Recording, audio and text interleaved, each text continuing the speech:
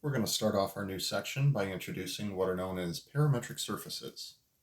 Now, in order to properly define parametric surfaces, we should probably do a quick review of parametric curves.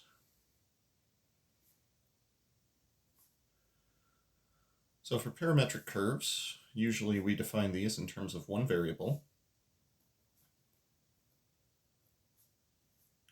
And in 3 dimensions, a one-dimensional curve can be defined in the following fashion. So using a vector function r of t and one parameter t, we can define our 3 variables x, y, and z as being component functions of this parameter t that we're using. So we use one parameter, and as such we consider this to be a one-dimensional quantity. Now, as such, we were also able to calculate things like arc length for a parametric curve, because length is a one-dimensional quantity associated with this. Even though it moves through 3 dimensions, that doesn't particularly matter to us. It's still considered a one-dimensional thing. So for a parametric surface, we are going to do essentially the exact same thing, except now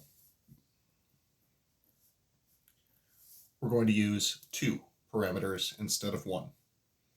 Now these parameters that we're going to use, we want to stay close to t in the alphabet, but not actually use t. So we go right after t in the alphabet, and we use parameters u and v to represent this. So x will be a function of u and v, y will be a function of u and v, and z will be a function of u and v. So because there are 2 parameters, we consider this thing to be 2-dimensional. And 2-dimensional things in 3 dimensions would be considered surfaces. As such, later on in this section, we're going to talk about how to calculate the area of a parametric surface. So one quick example of a parametric surface. Let's consider r of u and v to be equal to u times the cosine of v, u times the sine of v, and u. Now with that in mind, this can be interpreted parametrically as r is equal to u times the cosine of v, y is equal to u times the sine of v, and z is equal to u. Now, if we were to try to eliminate these parameters, first thing I notice is that these 2, x and y, are defined essentially the same way as we would define something in polar coordinates.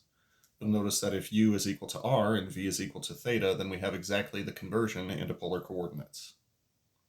So please notice that this means that x squared plus y squared is going to be equal to u squared.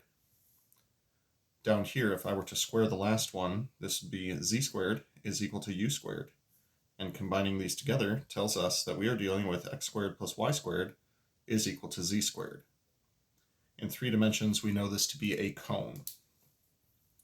The technique of eliminating the parameters to try to figure out what surface we're looking at in 3 dimensions is fairly common, and we'll see some examples of it in upcoming videos.